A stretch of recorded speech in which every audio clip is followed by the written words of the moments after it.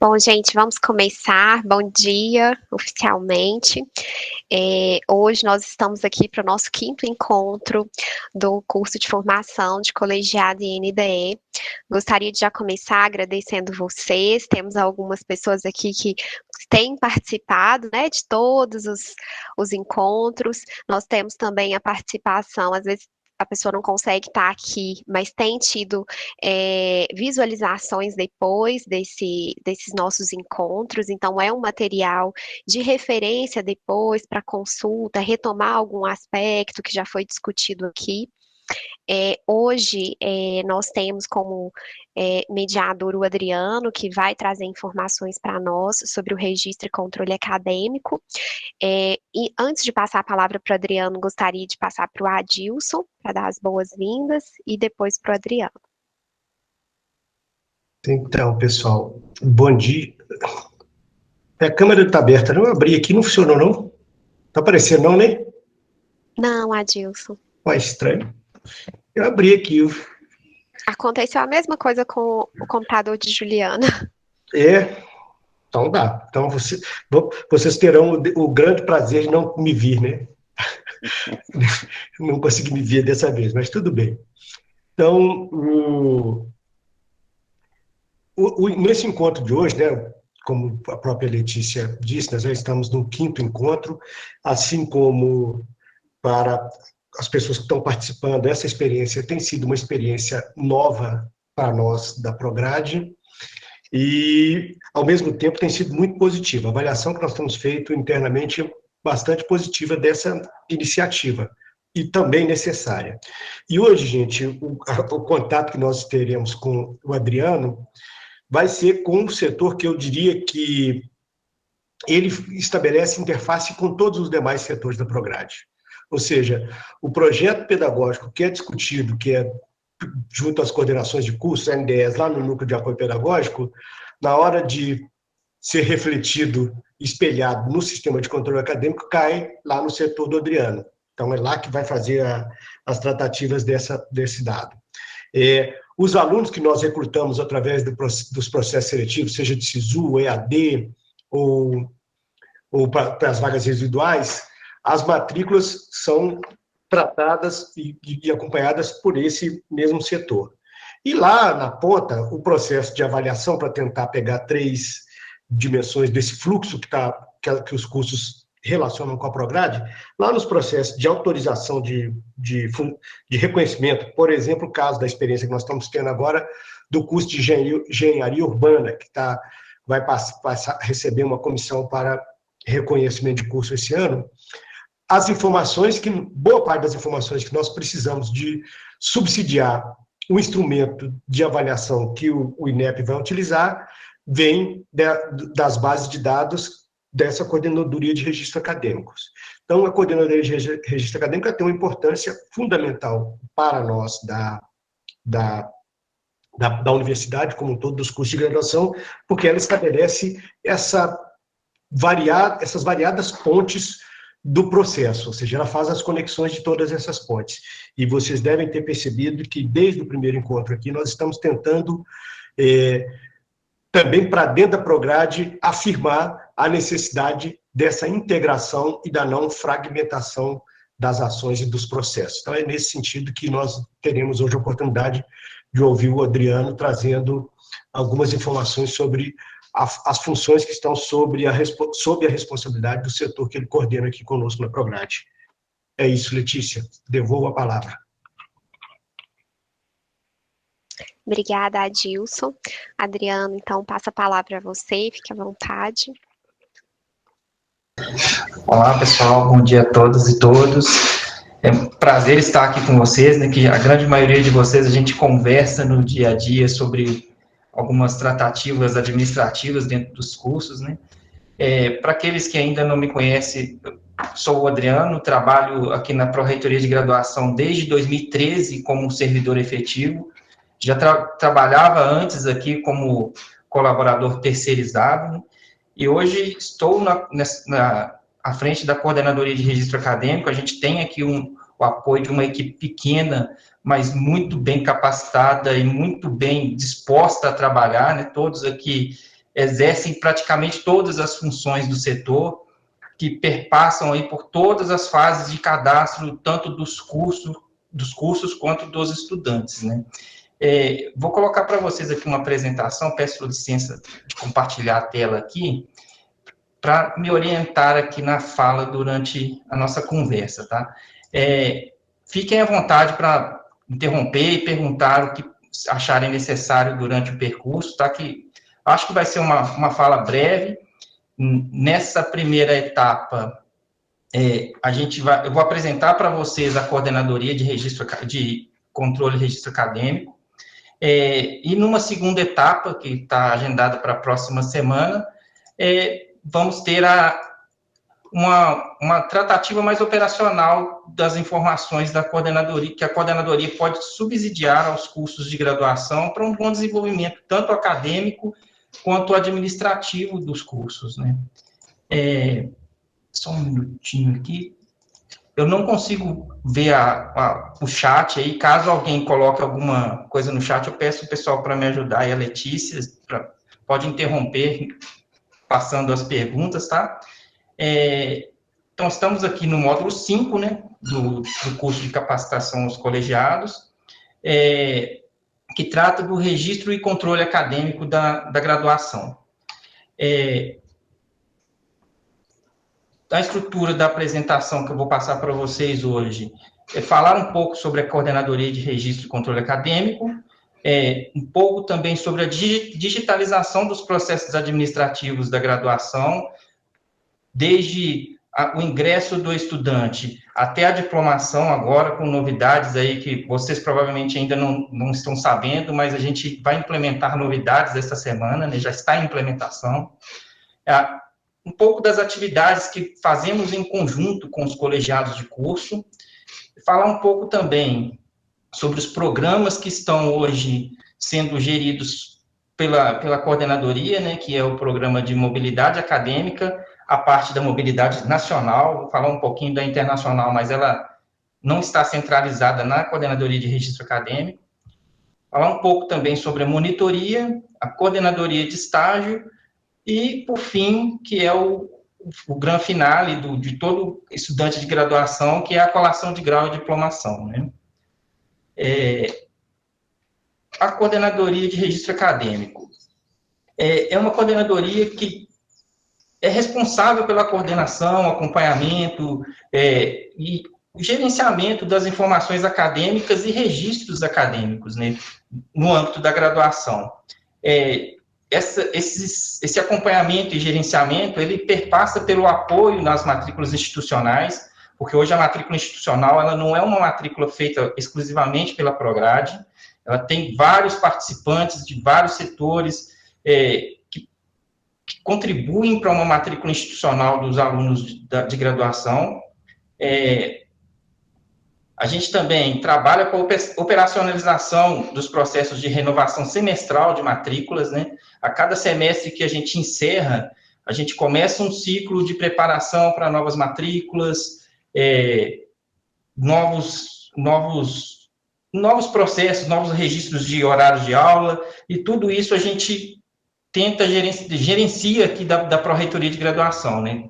Em contato sempre com colegiados de curso, sessões de ensino, que são parte importantíssima, né, nesse processo, os departamentos também com a separação e oferta das disciplinas. Então, tudo isso é agrupado nesse momento da operacionalização para poder propiciar ao estudante uma matrícula adequada à sua situação acadêmica de momento. Trabalhamos também aqui com recebimento e gerenciamento dos requerimentos de estudantes, também com um apoio forte das sessões de ensino nessa etapa. Esse gerenciamento dos requerimentos, grande parte dele, ele está automatizado, mas ainda temos algumas situações que são tão excepcionais que elas não cabem dentro dos sistemas, né? Às vezes não vale a pena fazer um sistema para poder gerenciar situações muito pontuais que ocorrem com pouca frequência, mas a gente trabalha aqui no gerenciamento desses requerimentos, dando apoio aos colegiados de curso, dando apoio aos departamentos também na avaliação dos requerimentos, tanto na parte de normativas, quanto na parte de até avaliação de mérito mesmo das justificativas dos estudantes, que muitas vezes são coisas tão peculiares, são situações tão peculiares que geram dúvidas até para nós mesmos, mas, enfim, sintetizando essa parte, trabalhamos aqui no apoio mesmo às avaliações e recebimento dos requerimentos dos estudantes e avaliações dos órgãos competentes, né, seja colegiado, departamento, até os órgãos superiores, CONGRADE e CUNE. Trabalhamos também com o registro, orientação e controle documental referente aos estágios. Hoje, a coordenadoria de estágio, que é parte da coordenadoria de registro e controle acadêmico, ela trabalha com praticamente todos os cursos da UFOP. Eu digo praticamente porque a gente tem hoje o ICEA, que tem uma dinâmica um pouco diferenciada, que foi descentralizado a atuação dessa coordenadoria para o ICEA, que a tramitação da documentação é feita praticamente toda lá, salvo os casos que tem alguma dúvida, que eles precisam tirar algum esclarecimento para alguma situação pontual, que há uma intervenção da coordenadoria de estágios aqui dentro da coordenadoria de registro acadêmico. Trabalhamos também com os procedimentos de colação de grau e de registro de diplomas, que é tudo feito dentro da coordenadoria de registro acadêmico. Grande parte dessa atuação é feita de forma automatizada. Os nossos sistemas hoje eles estão muito bem preparados para facilitar essa verificação de alunos aptos a colar grau, e dos registros de diploma, que aí tem uma novidade que daqui a pouco eu falo para vocês. Trabalhamos também com a organização e zelo dos arquivos acadêmicos da graduação. O arquivo acadêmico da graduação são todos os documentos que são entregues pelos nossos estudantes, desde o ingresso até o fim, quando chega a sua diplomação.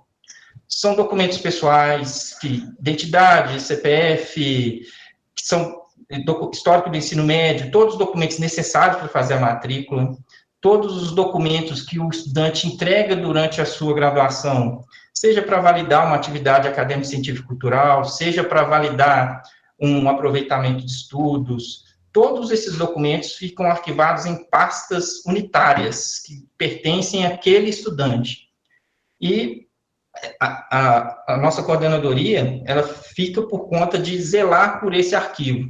E ao final de todo o processo, depois de um fechamento da matrícula do estudante, seja por colação de grau ou até por um desligamento, que não é a parte mais adequada do processo, a gente arquiva esses documentos e repassa ao arquivo central da UFOP. É um período muito grande que esse documento fica sobre a responsabilidade da coordenadoria. Desde o ingresso do estudante até 5 anos após a sua saída, que é uma média que a gente deve ficar com esses documentos. Tanto nas sessões de ensino, que é a parte enquanto eles estão regularmente matriculados, e depois fica no arquivo interno da Pró-Reitoria de Graduação, até ser repassado para o arquivo central, que fica sob uma guarda conjunta. A gente tem a nossa responsabilidade, temos os nossos acessos a esses documentos de forma contínua, porém a tratativa desses documentos é mais especializada, gerenciada pelo arquivista da UFOP. A coordenação do sistema de registro e controle acadêmico, que é o nosso sistema próprio, desenvolvido na UFOP, que é até importante a gente ressaltar isso, que a UFOP deu um passo muito à frente das outras instituições quando resolveu produzir o seu próprio sistema. Porque hoje a gente tem diversas instituições com sistemas comprados, com sistemas que têm uma rigidez muito grande nas tratativas e cadastros institucionais, que inviabilizam muitas das situações que os cursos precisam ou querem fazer para torná-los diferentes dos demais. Vou dar um exemplo aqui do MIF, que é o Módulo de Formação Interdisciplinar de Formação, que pertence aos cursos de licenciatura. É um componente curricular que não se vê em outras instituições. É um componente curricular muito peculiar da UFOP, que foi pensado aqui dentro dos nossos muros. E para inserir um componente curricular como esse, que tem as suas particularidades dentro de um sistema comprado, seria uma coisa muito trabalhosa e poderia ser muito onerosa. Enquanto a gente tem aqui as nossas possibilidades de tratar com o parceiro importantíssimo também, que é o NTI, para trabalhar nesse sistema de forma livre, que a gente tenha o código do sistema para poder alterar o que for necessário para nós. Isso é muito importante mesmo. Temos também aqui a coordenação administrativa dos programas de bolsas acadêmicas, né, que ficam centralizadas na Coordenadoria de Registro Acadêmico. A monitoria proativa, tutoria e as excursões curriculares. Todos esses programas, a gente tem participação constante dos departamentos em parte dos registros, mas a administração das bolsas, a proposição dos editais, pelo menos no monitoria, principalmente, né, fica sobre a responsabilidade exclusiva da Coordenadoria de Registro Acadêmico, enquanto os outros projetos, os outros programas, o Proativo Tutoria, tem um trabalho conjunto com o Núcleo de Apoio Pedagógico, que há uma proposição de editais no Núcleo de Apoio Pedagógico, mas toda a tratativa de registros, a parte de financiamento, pagamento das bolsas, fica centralizada sobre a responsabilidade da Coordenadoria de Registro Acadêmico, assim como as excursões curriculares também, que são tratadas diretamente na Coordenadoria de Controle de Registro Acadêmico, com participação de outros entes, né, que são os departamentos e o setor de transporte da UFOP.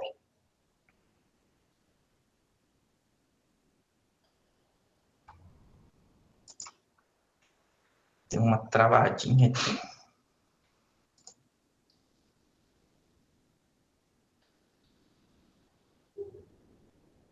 Travou mesmo, Adriano. Talvez encerre o compartilhamento. Deixa eu voltar aqui.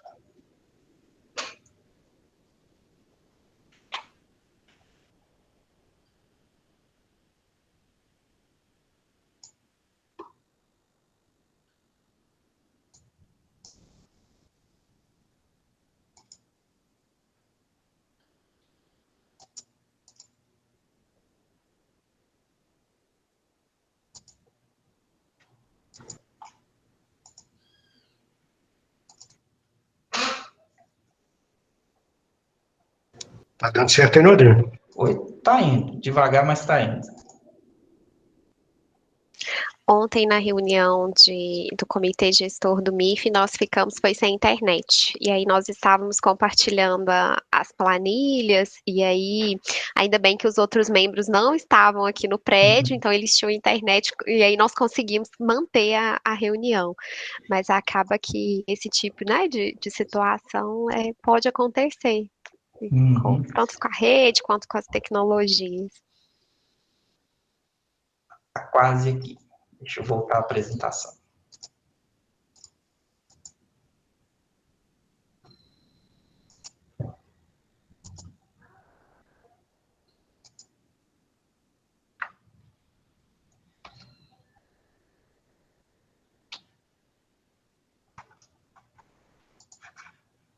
Ixi, travou de novo na mesma página. Não, agora foi. Então, vamos lá. Falar um pouco para vocês agora sobre a digitalização dos processos na UFOP, né? do que a gente tem feito nesses últimos anos para tentar agilizar todos os processos os processos administrativos e acadêmicos dentro da graduação. Não está aqui numa ordem cronológica do que foi feito nesses últimos anos, que a gente começou com a parte do meio ali, com gerenciamento e acompanhamento dos requerimentos, depois passou para uma matrícula institucional digital, mas eu vou seguir aqui a ordem que deveria ser, né? Hoje a gente está com a matrícula do ingresso do estudante praticamente 100% digital. No SISU, a gente está em fase de término da implementação do sistema próprio de matrícula, novamente desenvolvido totalmente aqui no NTI, no nosso Núcleo de Tecnologia de Informação, que visa, desde a inscrição no SISU, que o estudante faz a inscrição lá no site do MEC, a gente recolhe todas as informações de lá, publica o nosso edital, e a partir daí tem o nosso sistema interno, que o estudante faz a matrícula dele, dá o início à matrícula dele. Ele já faz ali uma inserção de informações iniciais. Numa segunda etapa, ele é requisitado a anexar todos os documentos de forma digital também. Nós não temos mais, no SISU, nenhuma tratativa de matrícula com documentação física mais, a gente não trabalha com papel. Essa solicitação de implementação, ela veio em 2019, um pouco antes da pandemia, só que foi acelerada pela pandemia, né, que a gente se viu numa situação de que não tinha condições de ter uma matrícula presencial, nós não podíamos esperar muito tempo para receber esses calouros, então foi desenvolvido, foi apressado, vamos dizer assim, foi colocado à frente, dado prioridade a um desenvolvimento de um sistema que fosse possível receber todos os documentos de matrícula, que fosse possível toda a avaliação do processo de forma digital. Então, todos os passos hoje da matrícula de calouros, tanto da avaliação documental, avaliação dos cotistas, em todas as possibilidades, né? Tanto o cotista de renda, quanto o cotista étnico-racial, quanto o cotista de PCD, né, da pessoa com deficiência, todos esses processos são feitos com base em informações que o estudante coloca no nosso sistema. A gente não tem hoje nenhuma verificação de documento físico mais nessa matrícula, né? Esse sistema ele ainda não está 100% operando, a gente está na fase final agora de implementação, apesar de que todos os processos, todas as etapas, mesmo o sistema não estando completo, é possível a gente fazer a avaliação dos dados dos calouros, das informações prestadas de forma digital, e a ideia, a proposta é que, ao finalizar toda essa matrícula, de ter toda a documentação validada, todas as cotas validadas, esse sistema crie um acervo acadêmico digital, que vai inserir toda aquela documentação para um acervo acadêmico digital via SEI, que a gente vai ter toda a pasta do aluno dentro de um processo SEI com esses documentos digitalizados, que é uma demanda que o próprio MEC nos exigiu. Eles colocaram que, a partir de 2020, se eu não estou enganado, todas as instituições, elas devem ter tanto o seu acervo acadêmico físico, quanto o acervo acadêmico digital. A gente, de certa forma, estanca aí um problema que todas as instituições vão viver. A UFOP também vai ter essa situação de digitalizar o seu acervo acadêmico, e é um trabalho muito grande, porque pensar em digitalizar todas as pastas dos nossos estudantes, desde a fundação da UFOP, que são todos documentos físicos, até esse momento de agora, vai ser um trabalho pesado, árduo, mas necessário. A gente vai ter que chegar a um momento que tem todos esses documentos digitais. Só que daqui para frente a gente já meio que estanca a sangria, vamos dizer assim. Os documentos já serão digitalizados de forma automática e salvos num processo SEI, e a gente só vai precisar cuidar desse passivo aí que a gente pode fazer com calma durante os anos. Quanto aos processos de matrícula de calouros, EAD e vagas residuais, a gente está trabalhando de forma virtual, recebendo documentos de forma digitalizada, porém ainda não temos um sistema próprio para isso. A matrícula EAD, ela é uma matrícula diferente, muito diferente do SISU, porque os processos eles são muito diferentes, não tem uma regularidade de oferta de vagas nos cursos EAD. A participação dos cursos EAD em processos de recrutamento de estudantes, elas dependem de demandas externas, seja via Universidade Aberta do Brasil, seja via CAPES, eles publicam editais específicos, as instituições concorrem a esses editais, e havendo a aprovação de liberação de vagas para novos estudantes, as instituições promovem os seus editais internos, dentro de um regulamento que é proposto pela própria concedente dessas vagas, né? Seja a CAPES, seja a OAB. E já as vagas residuais, é um processo interno que a gente demanda de melhorias para ele, já estamos pensando em melhorias, tanto para ele quanto para as matrículas EAD, e vamos tentar chegar numa situação que seja possível futuramente reduzir drasticamente essas vagas residuais que a UFOP tem hoje, né? Passando agora, depois da matrícula de todos esses estudantes, sendo alunos da UFOP, a gente tem também a grande parte da vida acadêmica dele gerenciada via sistema de controle acadêmico, que lá a gente vai ter acesso digitais a dados acadêmicos, desde o seu registro, desde sua matrícula institucional. Vamos ter desempenho dos estudantes nas atividades acadêmicas, de disciplinas, estágio, informações sobre mobilidade acadêmica, sobre a parte que é complicada, mas às vezes é necessária, trancamentos, disciplina, afastamentos, tudo isso a gente tem um gerenciamento digital e registrado nos nossos sistemas, né? Temos também a parte dos cursos, que tem todo o registro de desempenho dos cursos de graduação, seja por avaliação de disciplinas, quantitativo de reprovações, evasões, diplomações, tudo isso a gente tem durante o percurso dos alunos, durante o percurso dos cursos, registrado no nosso sistema acadêmico. É claro que algumas situações a gente ainda trabalha com o papel nesse meio desse percurso aí até a diplomação, mas são casos que são muito peculiares, são muito particulares, e a tendência é cada vez mais a gente digitalizar esses processos, até para agilizar as tratativas administrativas, reduzir o tempo de trabalho dentro das coordenadorias, dentro dos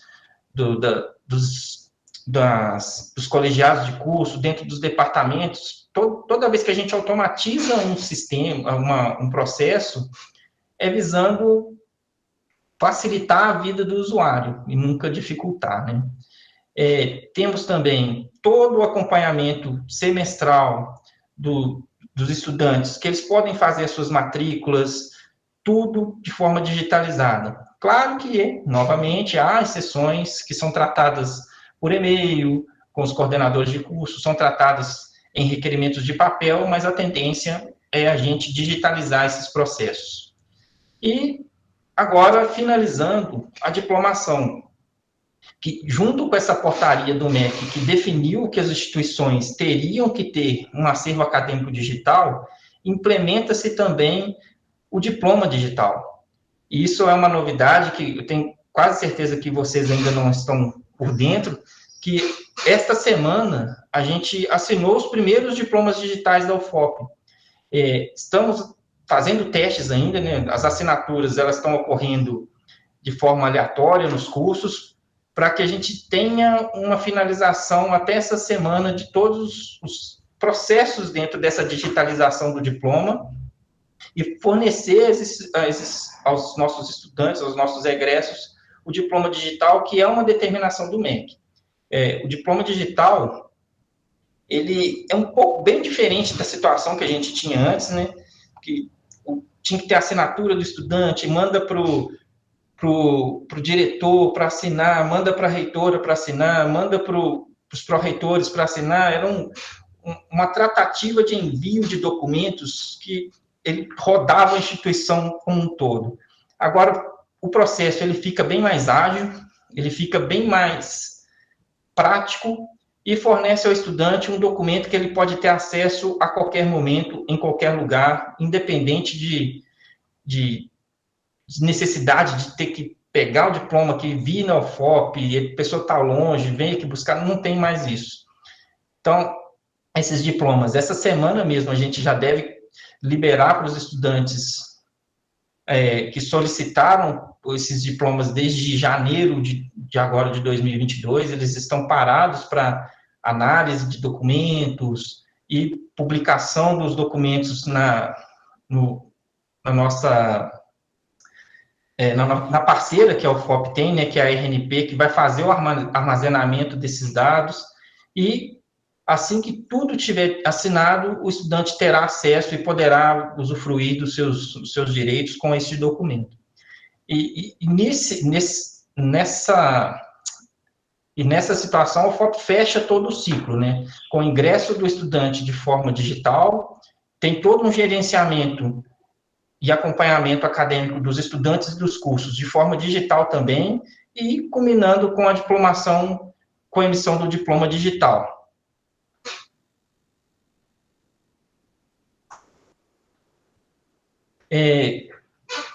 Agora, um pouco das atividades que a gente faz. Adriano, oi? Só um minutinho. O Gilson fez uma pergunta aí.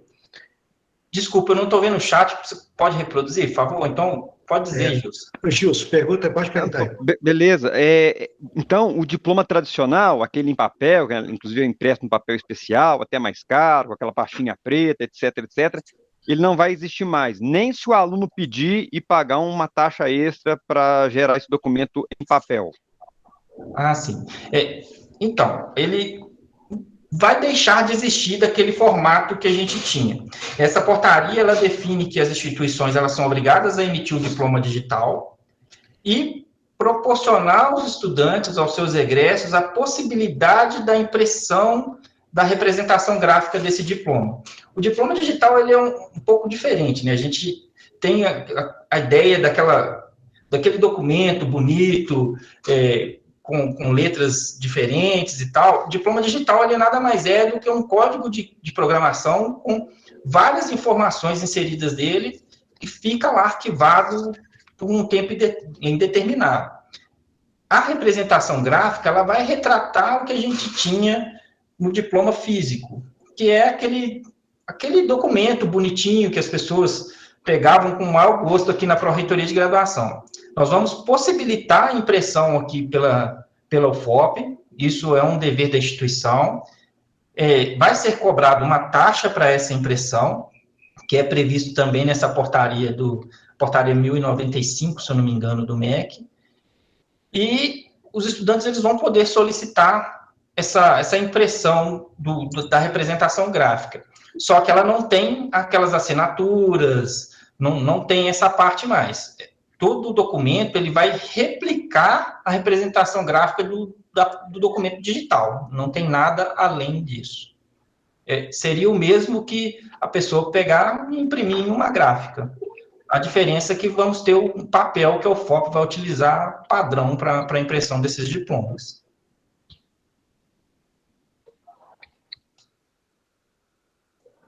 Mais alguma dúvida? Não, obrigado. E só lembrando, os diplomas antigos que eu digo, de dezembro de 2021 para trás, esses ainda são em papel. Os estudantes que têm o diploma já confeccionado, eles podem pegar aqui, a Prograde vai continuar fazendo a entrega desses diplomas. mas todos os diplomas emitidos a partir de janeiro de 2022, solicitados a partir de janeiro de 2022, eles serão já no formato digital. Tá? Algumas das atividades que a gente faz agora em conjunto com os colegiados e departamentos. Aí eu vou tentar fazer um paralelo aqui com a questão da digitalização dos processos, né? A digitalização, a gente pensa em proporcionar ferramentas para a gestão das atividades administrativas e acadêmicas da graduação.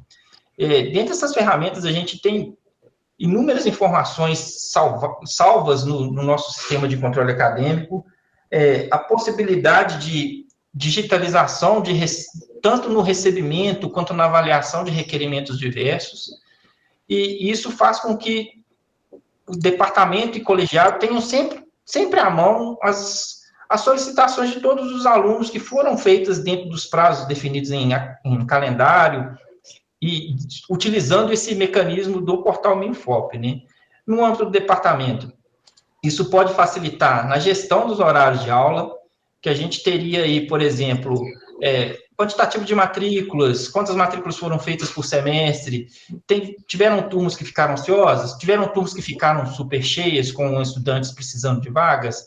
Tudo isso é possível utilizar para poder fazer uma gestão desses horários de aula.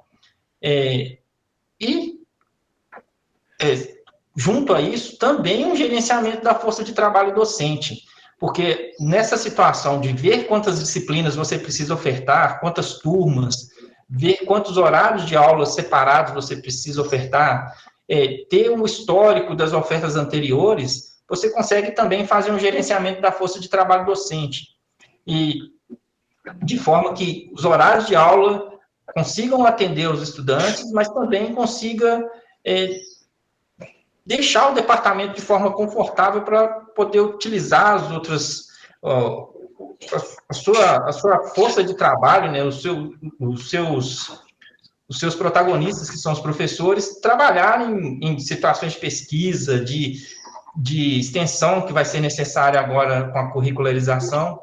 Então, todo esse gerenciamento de horários de aula e a força de trabalho, ela é muito importante e pode ser feita com base nas informações que a gente tem hoje no nosso sistema de controle acadêmico.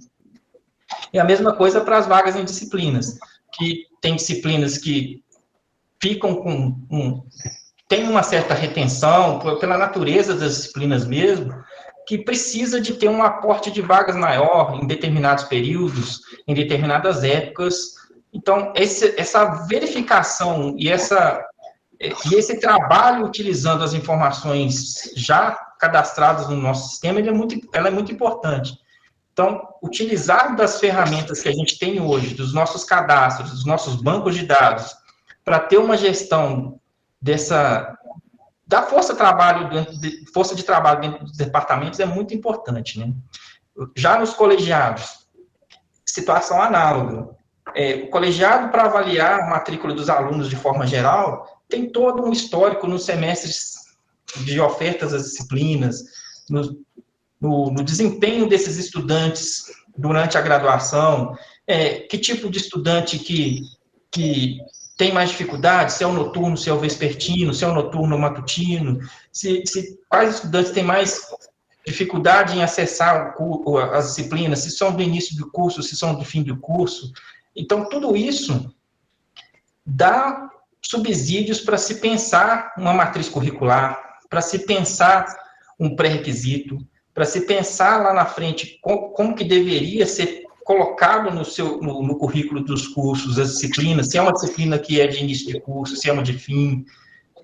Tem um subsídio para poder gerenciar os nossos cursos de graduação com base nessas informações que a gente tem cadastradas no nosso portal Minfop, né? Principalmente no sistema acadêmico.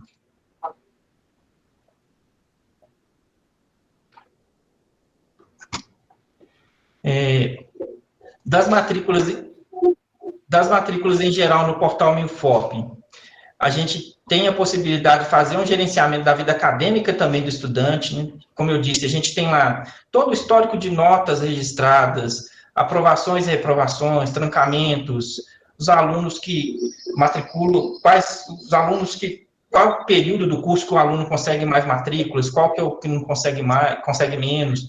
Tudo isso a gente tem subsídio para poder fazer uma gerência macro do curso. É claro que também é importante verificar esses aspectos para gerência da vida acadêmica do estudante. Quando o estudante faz lá um requerimento de uma quebra de pré-requisito, temos as informações pretéritas, temos lá as notas dele dos semestres anteriores, ele fez outros requerimentos, quais as justificativas ele usou? Ele teve algum trancamento? Ele teve algum problema de saúde?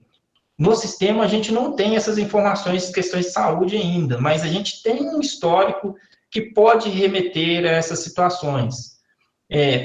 A orientação do colegiado, na perspectiva administrativa, para definições de matrícula, é muito importante que se verifique essas informações no histórico escolar do aluno, verifique se ele teve requerimentos durante o curso, quais foram os requerimentos, qual a dificuldade que ele teve, se é na parte inicial do curso, se está no meio. Tudo isso temos registrado, que pode facilitar uma visão ali da situação momentânea para poder orientar um estudante de forma adequada, que ele consiga chegar ao término do curso e ter lá o seu tão sonhado diploma, né?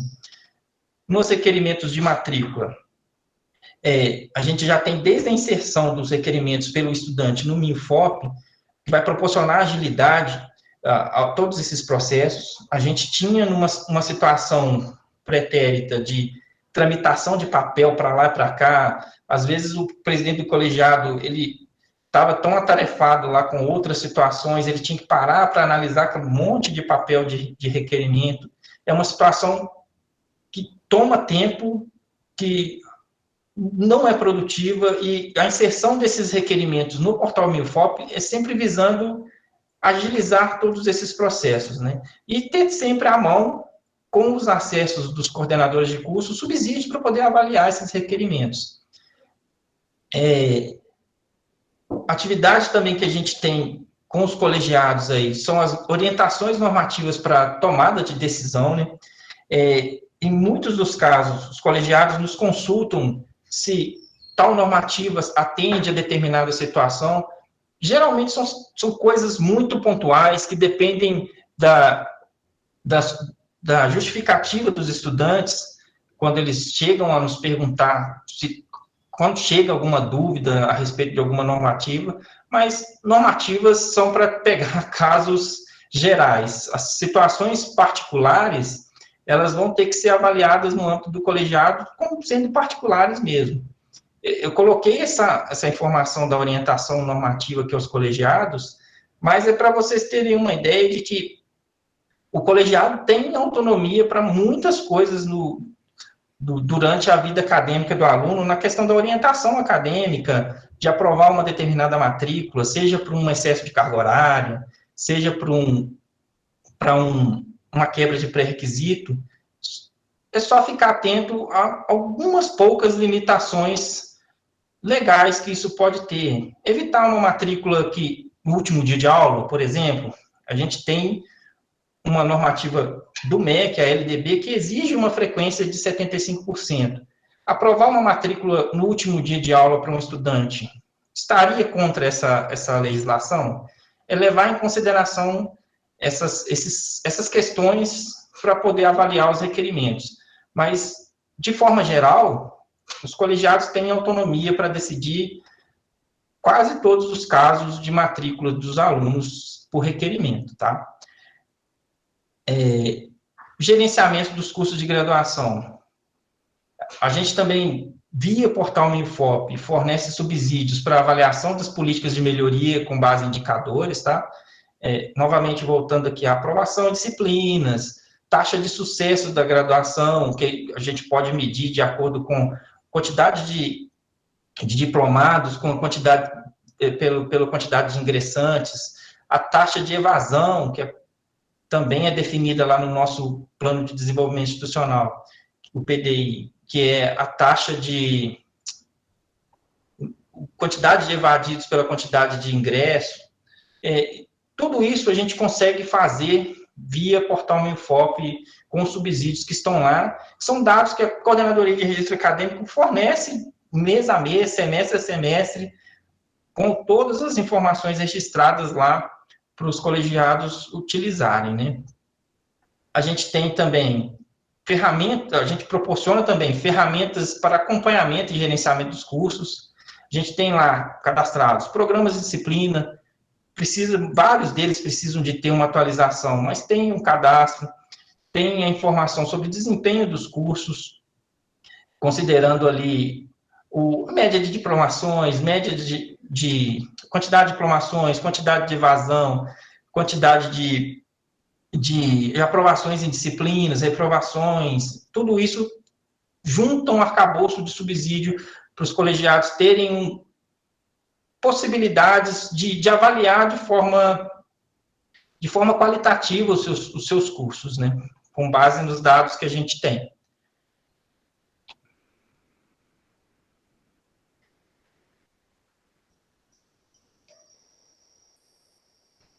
Voltando aqui, agora um pouco sobre a matrícula de calouros. Esse aqui eu acho que eu já falei, não? Não falei, não. Hoje a gente tem 3 processos de matrículas de calouros na UFOP, né? A gente trabalha com o SISU, integralmente, todos os cursos de graduação presencial da UFOP, eles estão inseridos no SISU. Em breve a gente vai ter mais um curso de graduação presencial, que é o de administração pública, ele também será inserido nessa modalidade de ingresso, né? Todo o processo dessa matrícula, ele é digital, como já havia falado antes. A gente trabalha no SISU com comissões de verificação para cada etapa do processo. A Ermelinda, em sua apresentação, ela já perpassou por essas nuances, né? Tem a comissão de verificação documental e registro, que é a parte que verifica mesmo os documentos dos estudantes, é a comissão que verifica os documentos dos estudantes e faz o primeiro registro no portal MinFOP, no sistema acadêmico. Tem a comissão de verificação de renda, que analisa toda a documentação de renda para os cotistas que fazem parte desse grupamento, né? Que eles têm que apresentar e comprovar renda per capita inferior a um salário mínimo e meio. Temos também a comissão de verificação cotas para negros, que verificam todas as características, verificam as características fenotípicas dos estudantes para ingresso e ocupação dessas vagas para negros, né? Um adendo aí, que tem a verificação para indígenas, que é feita dentro da comissão de verificação documental e registro acadêmico, porque o indígena, ele não tem uma avaliação fenotípica como de cotas para negros. A gente verifica por documentos. Os indígenas, eles têm que apresentar documentos específicos para comprovar a sua condição de beneficiário a essa cota, né? Então, voltando aqui, o cota para negros. Essa comissão, ela é composta por servidores, dentre eles técnicos administrativos, professores. Temos também participação do grupo de estudantes do coletivo negro. E essa comissão de verificação de cotas para negros, ela leva uma avaliação de várias pessoas para um candidato. De forma geral, a gente trabalha com 3 a 5 pessoas dentro das bancas, mas sempre tendo uma alteração aí, e não tem uma avaliação de uma pessoa somente. É uma comissão que tem várias pessoas que avaliam aquele fenótipo daquele candidato. E tem a comissão de verificação PCD, que é uma comissão especializada, composta por médicos da UFOP, composta pelo Núcleo de Educação Inclusiva, que trabalham e pessoas que trabalham diretamente com essa temática, e avaliam a condição de beneficiário dos ingressantes de pessoas com deficiência, né? Já a EAD, a gente tem uma matrícula que, no momento, a gente tem ela digitalizada, porém a gente não tem um sistema próprio para tratamento dessas informações e desse recebimento de documentos, né? Mas ainda assim, trabalhamos com todas as comissões indicadas acima, comissão de verificação documental e registro, comissão de verificação de renda, comissão de verificação de cotas para negros e também a comissão de verificação PCD. Já as vagas residuais, estamos também em processo de elaboração de um projeto de digitalização, né, assim como EAD, e sistematização desse processo de matrículas. Hoje a gente trabalha com as sessões de ensino, né, mais diretamente. É uma matrícula que é realizada pela Coordenadoria de Registro Acadêmico, com apoio das sessões de ensino e colegiados também. Inclusive, um gargalo que a gente tem aí é essa tratativa das matrículas de vagas residuais, né? Que a gente tem tentado melhorar os nossos editais para poder, tanto com finalidade de ocupação dessas vagas, quanto melhoria desse processo de matrícula, até para ter o estudante no local adequado, para não, vamos dizer assim, onerar períodos dos cursos em que tem uma demanda maior para oferta de vagas, tem uma demanda maior para oferta de vagas em disciplinas, né? Então, a gente está tentando trabalhar esses processos para poder melhorar a ocupação, mas também melhorar o local onde esses alunos entram nos cursos, que muitas vezes, se entra no início do curso, tem problemas nas vagas iniciais, ali, disciplinas de início de curso, que podem ter um quantitativo de vagas menor, ou às vezes chega lá no final do curso também, tem dificuldade para organizar estágios, porque o quantitativo de alunos para o quantitativo de estágios ofertados não é compatível. Então, a gente tem que equalizar essas situações para poder ter um edital que permita a ocupação massiva das vagas, com qualidade, mas também que não onere pontos específicos dentro dos cursos de graduação. Isso é um trabalho que a gente precisa desenvolver. Coordenadoria de processos seletivos, colegiados, coordenadoria de registro acadêmico, núcleo de apoio pedagógico também é importante participar dessas tratativas para ter uma demanda de ocupação de vagas para o FOP que atenda aos cursos, atenda aos estudantes que querem ser nossos alunos, que todos saiam satisfeitos e tenham condições melhores para os seus trabalhos, para os seus estudos. Agora, passando pelos programas que são gerenciados aqui pela Coordenadoria de Registro Acadêmico. A gente tem a mobilidade acadêmica, né, que é um programa que oferece a possibilidade de vivências acadêmicas em outras instituições, sejam elas dentro do ensino superior do Brasil ou no exterior. A mobilidade Andifes, que é a mobilidade nacional, ela foi criada em 2003 por um convênio celebrado entre as instituições de ensino superior do Brasil, né, e que permite a participação dos estudantes das instituições conveniadas por um período de tempo de até 1 ano, prorrogado por mais 6 meses, em outra instituição. Vou dar um exemplo. Um estudante de turismo nosso poderia fazer uma mobilidade acadêmica para cursar disciplinas lá na Universidade Federal do Alagoas, por exemplo. Ou o estudante lá do Alagoas poderia vir cursar disciplinas aqui. A diferença da mobilidade, quando o estudante vem para o FOP, é que ele não tem um curso específico.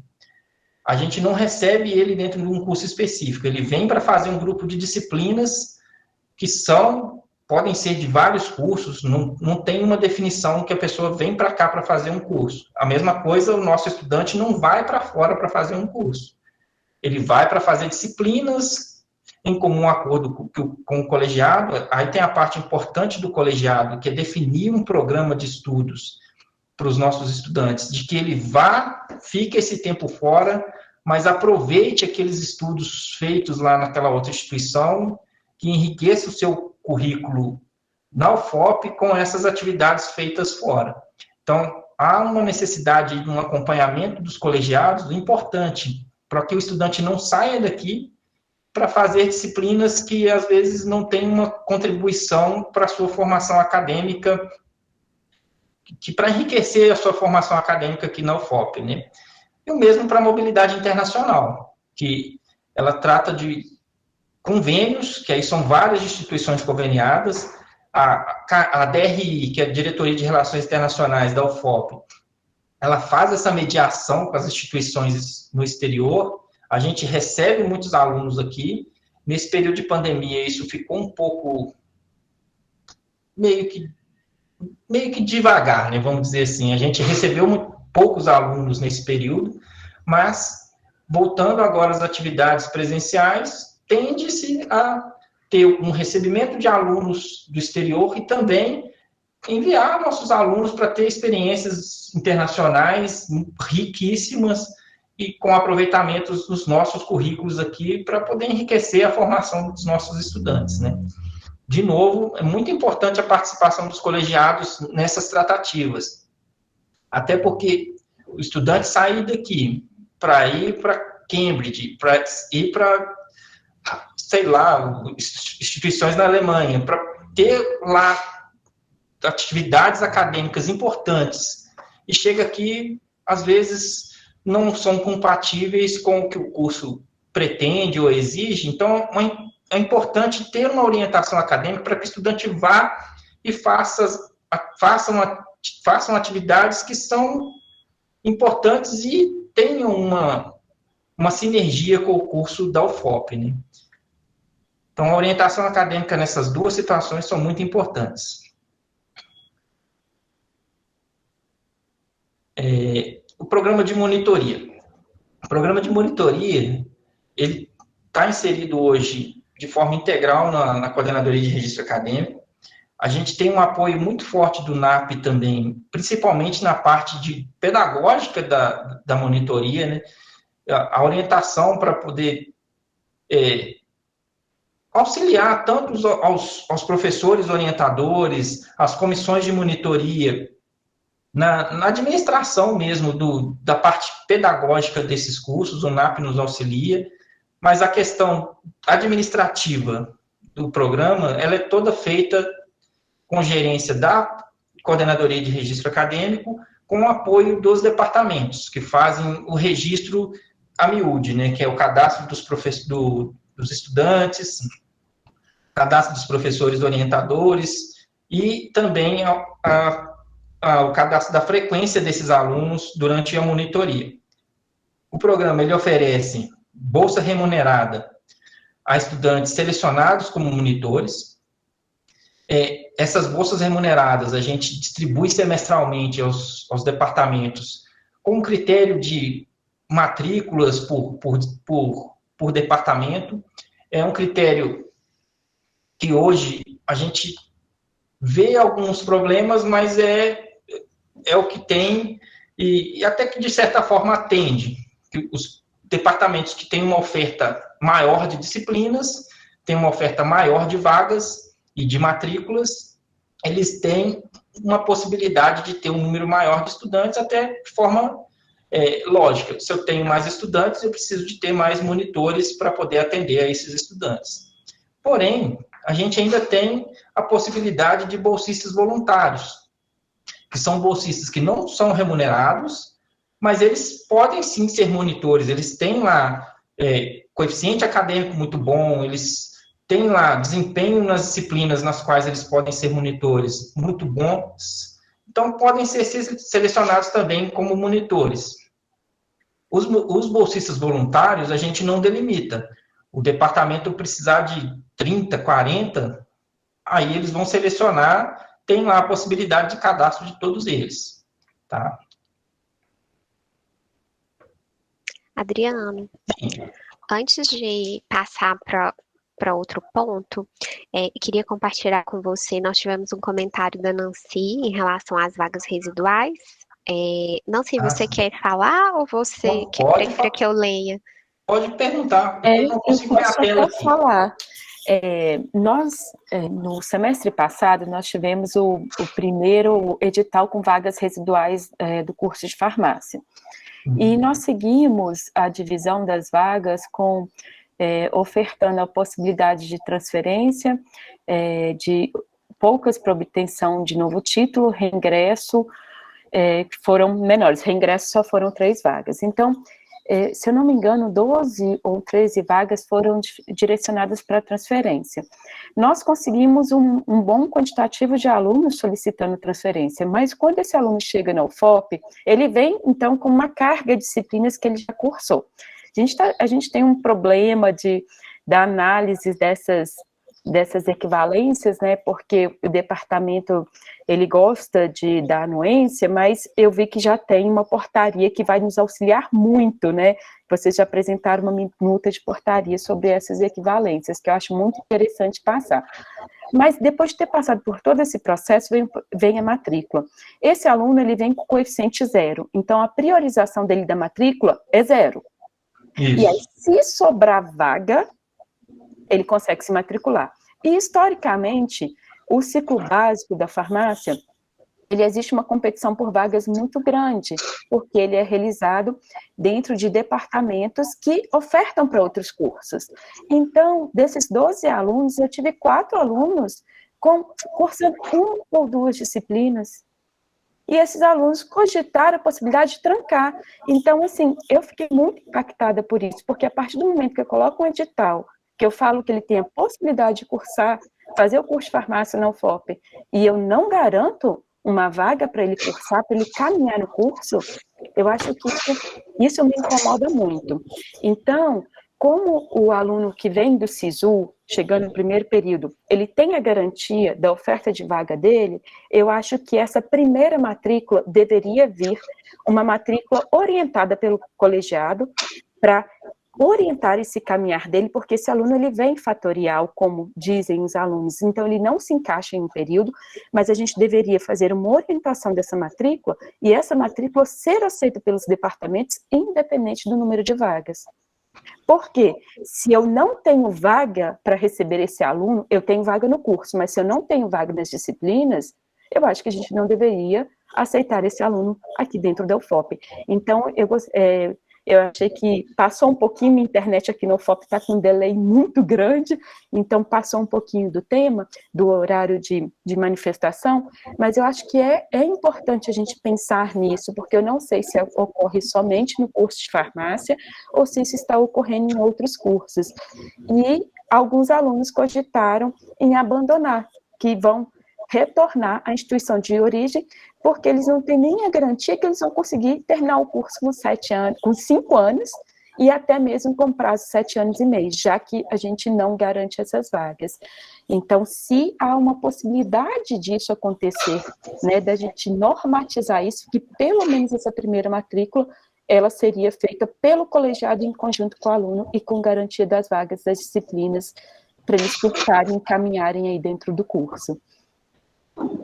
Professora, você foi cirúrgica, viu, que é um problema que a gente vivenciou nesse início de semestre agora, que nos deixou aqui muito, muito preocupados.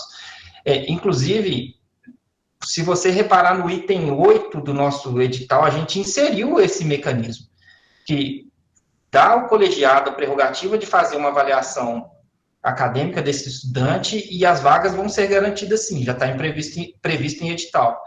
Nesse início de semestre, a gente teve várias situações semelhantes, e situações com um número de alunos muito maior do que a farmácia teve. A gente teve abandono de estudantes, sim, porque não conseguiu aproveitamento de estudos o suficiente para poder ter uma matrícula que ele achava adequada, né? Claro que ele não vai aproveitar 100%, é claro que tem situações que não vai ter do jeito que o aluno quer, mas ofertar as vagas nas disciplinas quando ele chega, eu acho que é o mínimo que a instituição tem que fazer.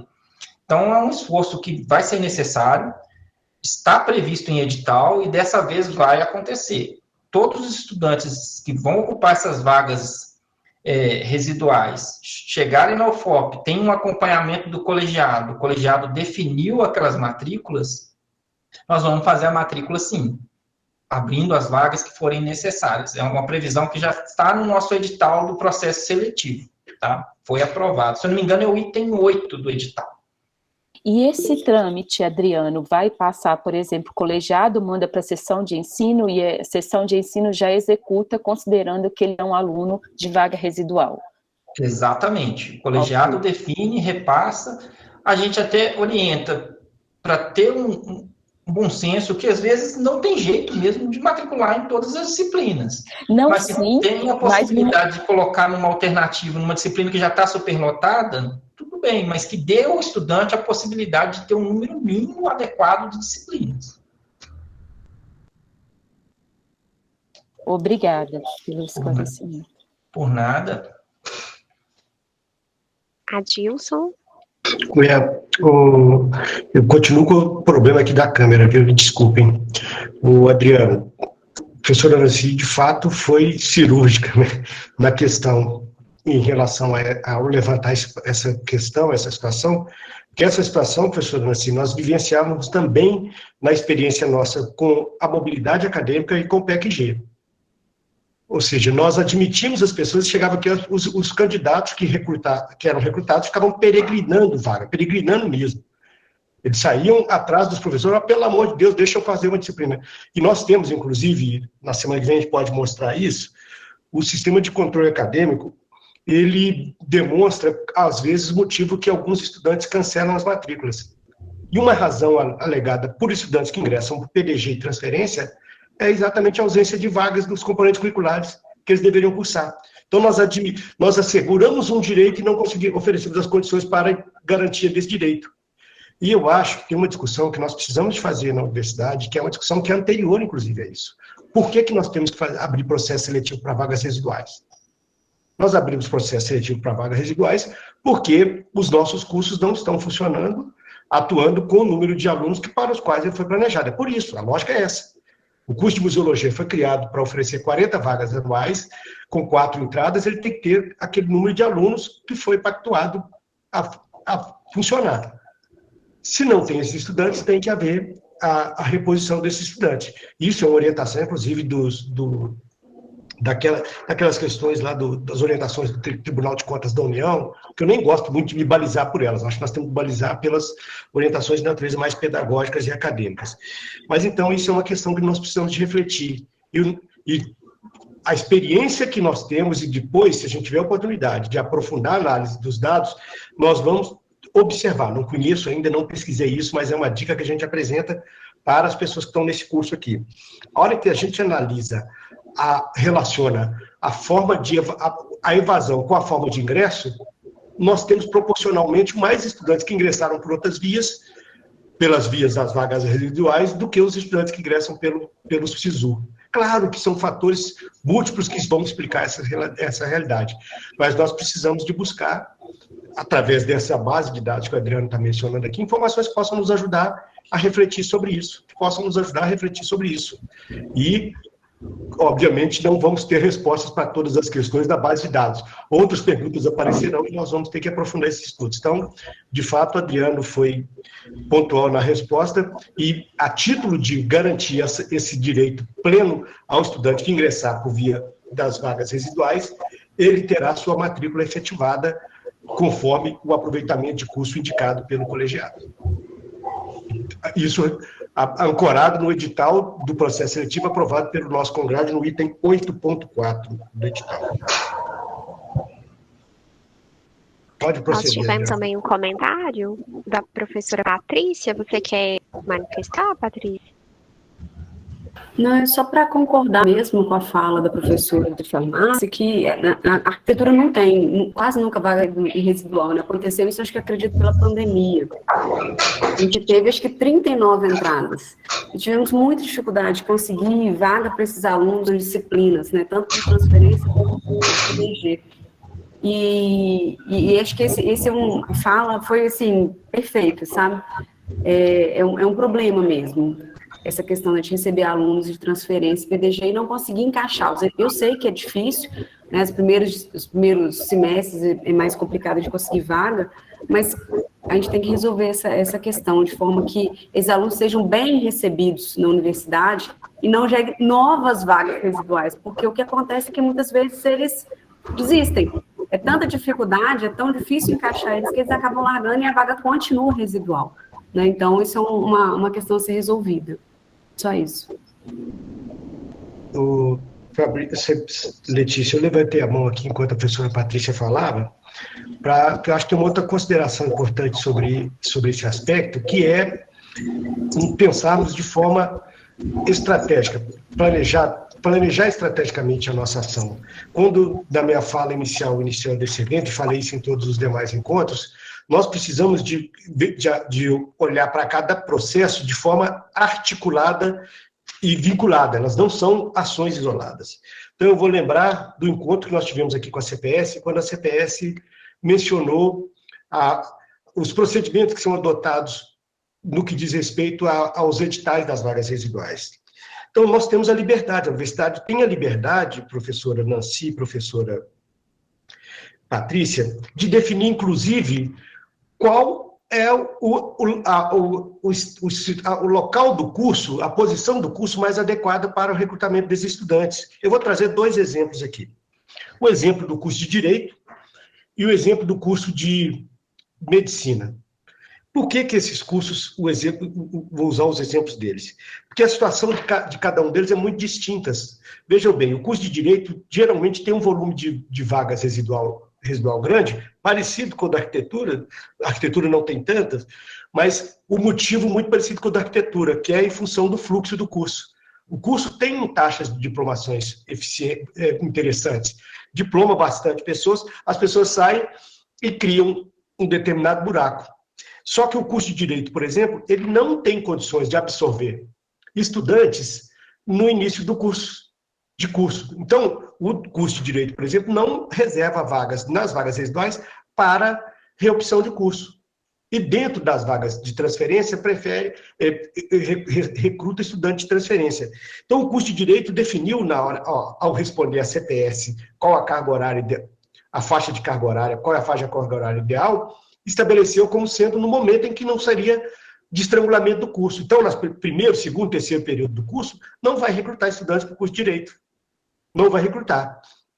A Medicina, nós tivemos uma experiência agora nesse último edital, que para a Medicina, recrutar no início do curso ou no final do curso seria um tiro no pé. O curso tem um grande volume de alunos matriculados no início e um outro impacto que no final é a necessidade dos internatos. Então, com isso, o curso definiu a faixa de carga horária de quem virá para o UFOP, ideal para ingressar nesse curso, como sendo a faixa mediana do curso. Então, essas ações nós podemos pensar estrategicamente antes de gerar essa situação, porque quando a gente fala assim, olha, nós vamos abrir PDG no curso de arquitetura para o Adilson que fez pedagogia. O curso de pedagogia não tem nada a ver com o curso de arquitetura. Eu vou precisar de fazer as disciplinas do básico, que vai ter um impacto maior, vou ter que fazer disciplinas de física e química. Então, é pensar estrategicamente e nas vagas residuais a universidade tem liberdade de definir esses critérios. Então, é isso que eu queria chamar a atenção nessa conversa aqui. Obrigado.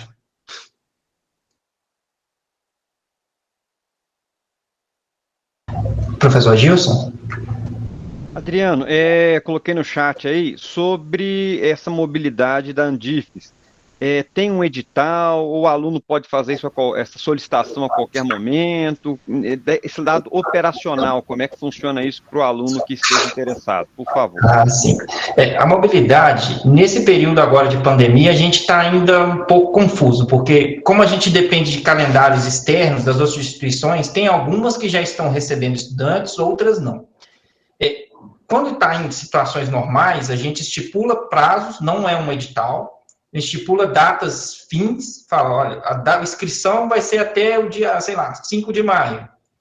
O estudante vai lá, procura o colegiado, faz uma programação acadêmica para o curso dele, entrega toda a documentação na Pró-Reitoria de Graduação, a gente abre um processo, agora vai ser via SEI, abre um processo para mobilidade, arquiva todos esses documentos e, a partir de todas as aprovações internas, a gente encaminha para a instituição que irá recebê-lo. Lá ele vai ficar por esse período fazendo as disciplinas. Quando o estudante retorna, essas avaliações do plano de estudos deles só volta no colegiado quando no percurso ele precisa de trocar uma disciplina, que não conversou com o colegiado e não documentou isso, mas de via geral, o que ele foi cursar lá, se aprovou, a gente registra como aproveitamento, entendendo que o colegiado o orientou a fazer aquelas disciplinas. Então, tem sim datas fixas, de quando estamos em períodos normais, só que nesse período de pandemia, a gente está indo por demanda. O estudante quer fazer mobilidade na UFMG. A gente pede primeiro para ele verificar lá as condições de recebimento, porque como as datas não estão batendo, os calendários não estão batendo, a gente não tem ainda uma unicidade de informações. Tendo a aprovação de lá, ele já começa a tratativa aqui para a gente preparar a documentação e enviar para a UFMG, e assim com as outras instituições. Eu acredito que já no próximo semestre já deve ter uma movimentação de envio e recebimento de estudantes maior. A gente tem recebido de algumas instituições informação que já estão recebendo estudantes de forma contínua. Então, acredito que para o próximo semestre já deva ter uma possibilidade de participação maior dos estudantes na mobilidade acadêmica. Tá? Mas, por enquanto, a gente não está trabalhando com datas específicas, não. A gente está recebendo e encaminhando por demanda e verificando as possibilidades com as outras instituições. Obrigado. Agora, só mais uma dúvida. Quando, no período normal, né, o fluxo está adequado, essa data limite é colocada onde? No calendário escolar, é isso? Não, a gente publica no nosso site. Publica no nosso site a data unificada para qualquer instituição, o estudante tem até aquele prazo para iniciar as tratativas, né, para apresentar a documentação na Prograde. Claro que ele pode trabalhar com antecedência com os colegiados, mas para startar o processo na Prograde tem uma data específica. Gilson, aproveitando a sua pergunta, eu levantei a mãozinha aí, eu acho que uma outra questão que talvez valesse a pena nós aqui que estamos nesse curso e pensando essas coisas relacionadas aos nossos cursos, é refletir inclusive sobre o efeito dessa mobilidade acadêmica para os estudantes, qual é o benefício dessa mobilidade. E aí eu queria sugerir, principalmente, eu sei que a museologia é um curso que, inclusive, recebe e manda estudantes de museologia, pela natureza do curso.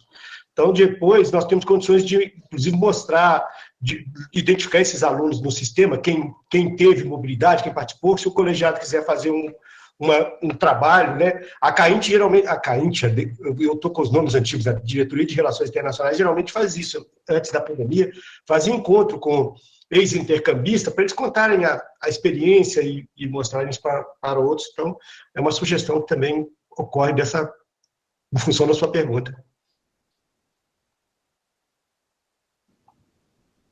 Vou retomar aqui a apresentação, peço licença novamente.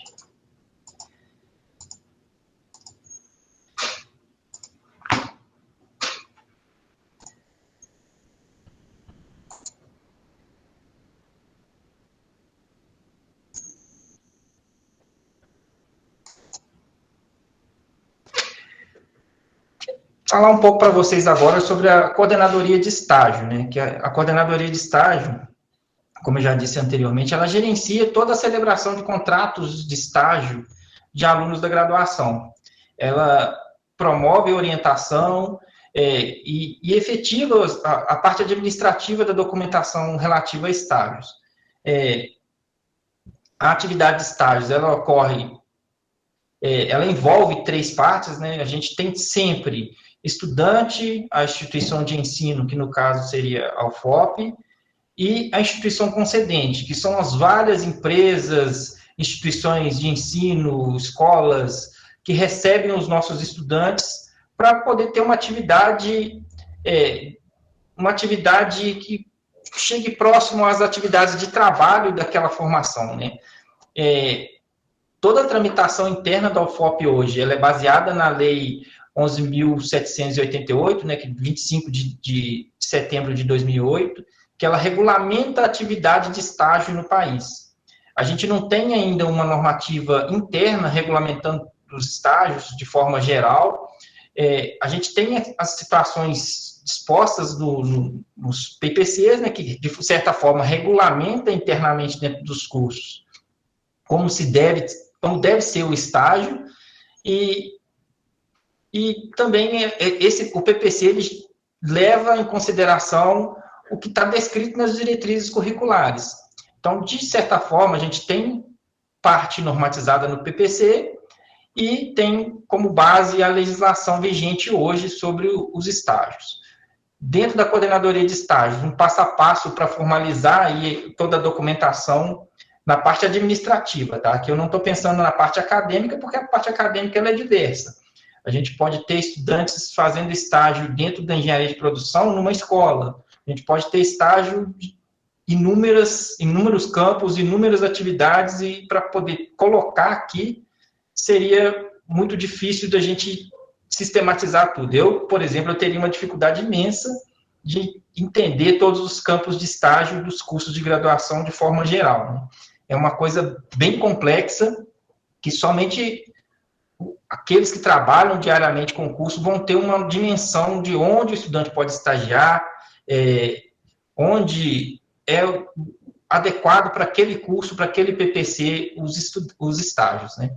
Então, na parte administrativa, a gente tem, primeiro, a prospecção da vaga. Na grande maioria dos cursos é feita diretamente pelo estudante.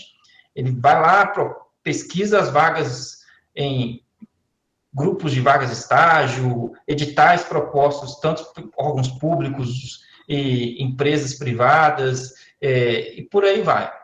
Uma vez conseguida a vaga de estágio, o estudante procura um professor orientador ou colegiado para poder ter um preenchimento de um plano de atividades de estágio, que isso também é feito com participação da concedente de estágio, né, que é a empresa que vai passar as atividades para o nosso estudante. Ela passa aquela determinada atividade e o estudante valida com o coordenador de estágio ou com o professor orientador ou com o colegiado, se aquelas atividades são correspondentes a estágio no curso.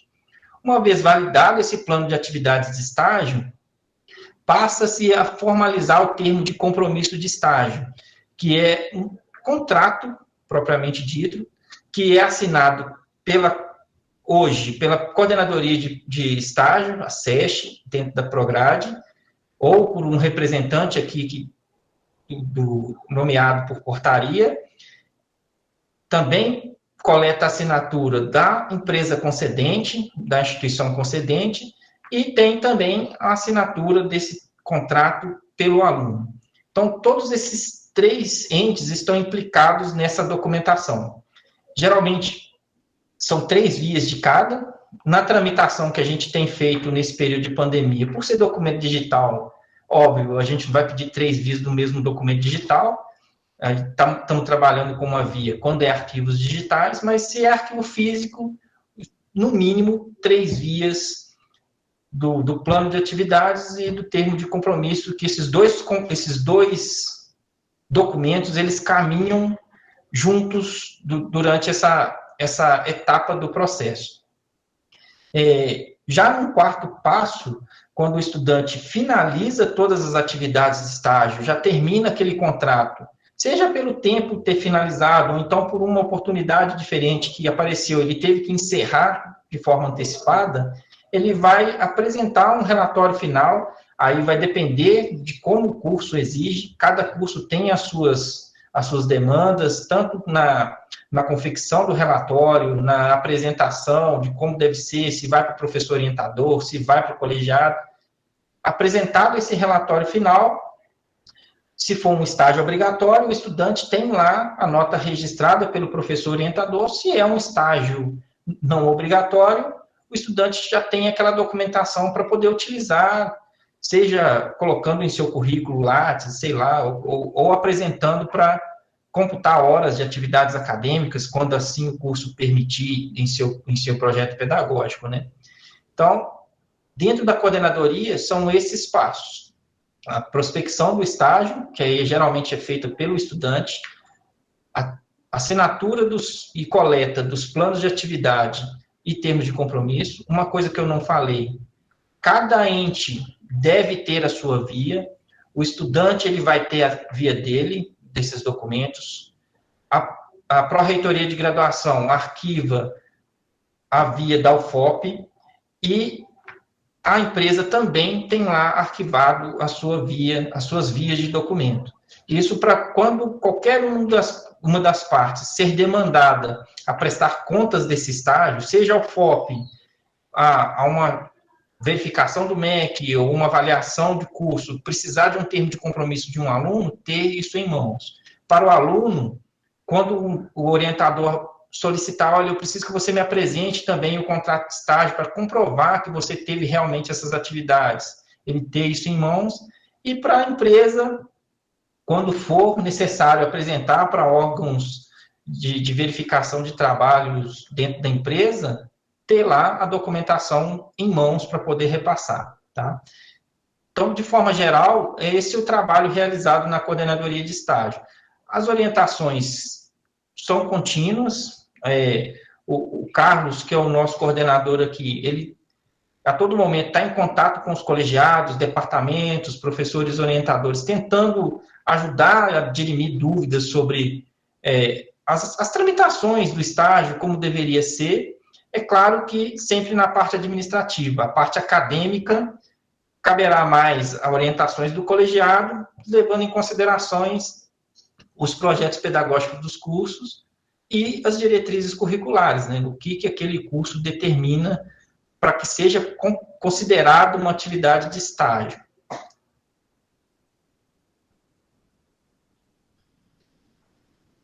E, finalizando, que eu já tinha falado anteriormente, né, são os processos de colação de grau. Levando em consideração que lá já tivemos o ingresso do estudante, ele perpassou por todas as atividades acadêmicas, fez lá suas matrículas durante todo o curso, participou de atividades de pesquisa, de extensão, iniciação científica, monitoria, isso a critério do aluno, desde que o currículo não exija, aí fica a critério do aluno, se exigir, ele tem que fazer obrigatoriamente, ele vai chegar um determinado momento que ele termina todas as atividades propostas na matriz curricular, integralizou todo aquele currículo, todas aquelas obrigações acadêmicas, ele deve colar grau. Isso é uma coisa muito importante para a gente aqui, porque a gente tem vários estudantes que terminam o curso efetivamente e não colam grau, somem por aí, não participam da colação efetivamente.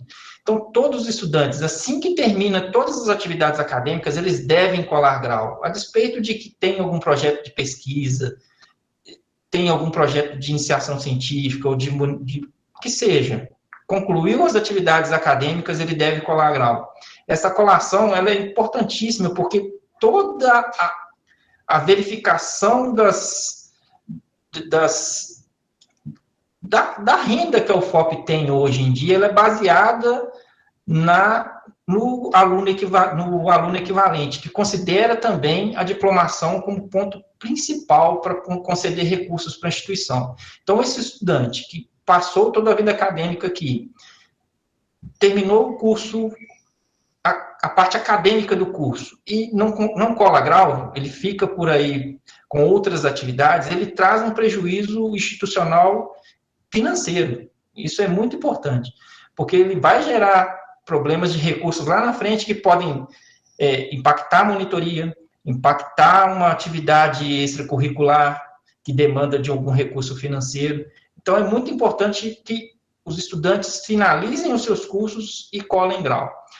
A colação de grau ela é obrigatória, é o ato formal que confere o grau acadêmico ao estudante, que terminou, que integralizou totalmente o seu currículo, né? Uma vez conferido o grau acadêmico, o estudante tem o seu registro alterado lá no nosso portal MinFop, de matriculado para diplomado, e assim que possível, ele solicita o seu diploma. Eu coloco assim que possível, porque ainda tem algumas coisas que precisamos verificar para que libere para ele a confecção do diploma, e a gente agora não imprime mais, né? Agora a gente vai disponibilizar o diploma de graduação no formato digital. Como eu tinha dito, né, foi implementado esta semana, a gente está assinando os primeiros diplomas e fazendo algumas verificações e correções, e o diploma digital vai ser determinado agora que todos os estudantes que requererem os seus diplomas a partir de janeiro deste ano serão emitidos no formato digital. Alguém perguntou alguma coisa, eu ouvi alguma coisa no chat. Gislaine, você quer falar? Ah, tá. Ela tá sem microfone, Adriana. Ela colocou que ainda é conferido se o estudante colocou o TCC no repositório para retirar o diploma, porque ainda dou esta orientação. Então, a gente faz uma conferência macro dessa situação. Nós não verificamos o que o estudante tem como pendência. A gente verifica se ele tem pendência com o SISBIN, aí é de forma geral, se é na devolução de um livro, se é numa multa que ele tem que pagar, que atrasou, ou se é na incorporação lá no acervo do TCC, a gente não sabe. O SISBIN que trata dessas situações, a gente só repassa para o estudante que ele deve procurar o setor de bibliotecas para regularizar a situação. E a mesma coisa com bolsas, se tem alguma pendência, a gente só indica para o estudante que tenha pendência. Aí ele vai procurar o setor responsável para se organizar.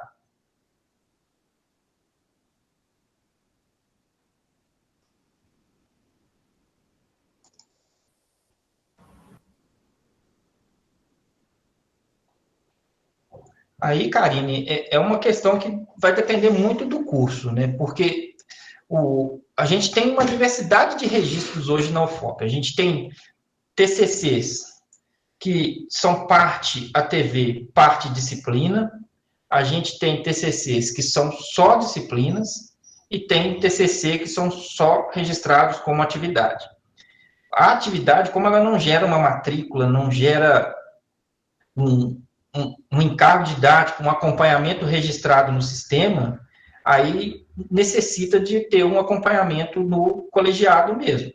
No caso de vocês aí, vamos supor que vocês coloquem lá que o estudante está aprovado e a gente não vai saber nunca se ele está com pendência de TCC ou se não está, a não ser que o SISBIN registre isso. Aí eu não sei dizer como que está no SISBIN o registro dessas atividades aí. Eu acredito que é cobrado, porque a gente faz um cadastro no portal MinFop, se o estudante, aquele curso, ele tem um TCC que precisa ser apresentado e documentado. Aí o SISBIN cobra a inclusão lá no acervo. Agora, como que está sendo feita essa cobrança, eu não sei dizer. Eu ia comentar o que a Gislaine colocou no chat ali, porque tem curso nosso, acontece assim comigo e com ela, cada um fica com um que tem a TV 600, então dá para fazer esse controle, aí o professor, e aí no caso tem a disciplina e a TV, aí o professor orientador lança a nota na disciplina, no prazo determinado lá no calendário acadêmico, e a TV a gente confere se o aluno fez o depósito no repositório e faz o lançamento.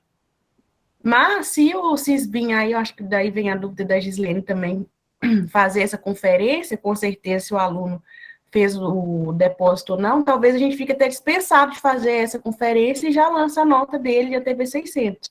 E em relação aos cursos que é só disciplina, a gente não tem esse controle, a gente não tem certeza se os alunos postam ou não postam, porque as notas são lançadas, né, depois da defesa, no prazo lá determinado em calendário acadêmico, a gente não tem esse controle. Uma coisa que tem que separar, Karine, é que a nota é para propiciar a colação de grau. A confecção do diploma e liberação do diploma é uma outra etapa. Quando o aluno faz a solicitação da confecção e emissão do diploma, aí que a gente vai fazer as verificações se tem pendência ou não. Então, se vocês fazem essa verificação prévia e só lançam a nota depois, a gente nunca vai conseguir saber se está cobrando ou se não está, entendeu? Porque todos, quando chegam a pedir o diploma, já estão todos ok. Eu acredito que cobre sim, que o Sisbin cobra, porque nos outros cursos tem essa mesma situação de a TV como TCC, né, que o registro é feito como a TV, pelo menos eu não tive relato de situações de problemas de estudante levar o diploma e não ter finalizado as atividades dele com o repositório. Ah, não entendi. O Adriano, aqui é o Gilson falando, é mais ou menos esse mesmo assunto, só para entender. Quando o aluno faz requerimento para colação de grau, vamos dizer, automático, não é?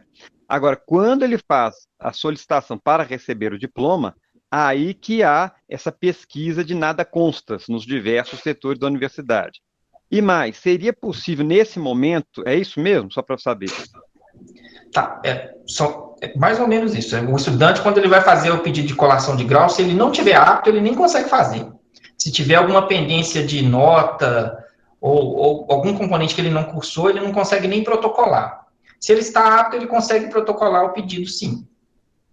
Já o diploma, ele consegue protocolar e a gente avalia se ele está apto a receber o diploma. Tudo bem, mas a questão que foi colocada é que é importante mesmo. Eu, mesmo quando fui diretor da DTM, me deparei com esse problema. Existem, sim, alunos que fazem solicitação, inclusive chegou o diploma para ser assinado. Aí a DTM era jovem, estava começando a funcionar, os primeiros diplomas a ser assinados. Então eu, como diretor da DTM, fiz uma consulta ao Sisbin e havia uma série de alunos, talvez 4, 5, de diversos cursos, e não tinham depositado o TCC, nem havia o repositório institucional ainda, nós estamos falando de 2013. Então, eu acho, aí eu estou sugerindo aqui um encaminhamento, não sei se você, via Prograde, faz articulação com o Sisbin, ou se cada curso independentemente faz, mas eu acho que para a emissão do diploma em especial, deveria sim haver essa confirmação do repositório institucional que o documento, né, o texto, está depositado. E aí, se não for aqui, você nos diga, talvez temos que encaminhar para o Prograde para fazer essa discussão no Congrade, em algum lugar, mas eu acho que temos que refinar esta sistemática. Não, se não for na colação de grau, que talvez é algo mais automático, mas na emissão do diploma, porque senão eu acho que esse problema, eu pensei que esse problema estava superado, mas pelo que eu estou vendo nas falas, esse problema permanece. Então pode haver sim alunos da UFOP que estão concluindo e não estão com o depósito. Na pós-graduação já não acontece, né? É necessário lá um documento do Sisbin informando que o aluno fez o depósito, a dissertação da tese, para ele solicitar o diploma. Uhum. Só esclarecendo, professor, porque vamos pensar no diploma físico, quando a gente fazia impressão. A UFOP, ela tinha, por princípio, nem esperar o diploma ser solicitado. A gente já, assim que o estudante colava grau, a gente já iniciava as tratativas de impressão do diploma. A gente fazia a impressão, coletava as assinaturas e deixava o diploma prontinho aqui na Prograde. Na hora de entregar, que era feita a verificação. Como o repositório é relativamente recente, essa tratativa com o Sisbin a gente tem feito de forma constante, sim. Eles já estão verificando no repositório, só libera lá para o nada consta do Sisbin para entrega para o estudante do diploma quando realmente ele não tem nenhuma pendência. Eu posso até confirmar a questão quando é a TV, mas como a gente registra no nosso sistema acadêmico, em um outro campo, não tem nenhum vínculo com a TV ou disciplina, só indica, olha, o curso de museologia, ela tem um TCC documentado que precisa ser entregue no repositório? Sim. Aí eles fazem a cobrança via sistema do Sisbin. Se o estudante não colocou lá no repositório, ele não tem a possibilidade de retirar o diploma. Mas a gente já deixa tudo pronto, porque o estudante, a qualquer momento, ele pode chegar lá e fazer a submissão ao repositório e ter a liberação para retirar, e a gente não ter que iniciar o processo de confecção do diploma a partir daí. Entendeu? Mas eu tenho quase certeza que isso já é feito. Eu só vou fazer a conferência e dou um retorno para vocês em relação à TV, tá? Obrigado, Adriano. Importante a conferência mesmo aí. Obrigado. Uhum. Já estamos terminando aqui, pessoal. era a última tela, né? E agora é só agradecer a vocês.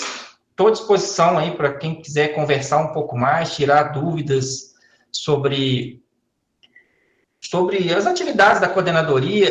Tem alguns pontos que eu preferi não inserir agora nessa apresentação, porque a gente já vai ter um encontro no dia 17, que é uma tratativa um pouco mais operacional das informações, dos dados. Perpassei agora só pelas atividades, para no próximo encontro a gente detalhar um pouco melhor e apresentar para vocês as possibilidades de análise com os dados que a gente tem, algumas operacionalizações de análise do próprio sistema acadêmico, onde conseguir a informação, onde analisar um requerimento. Isso no próximo encontro a gente conversa um pouco mais. Adilson? Adriano, eu queria retomar 3 pontos da sua fala aqui.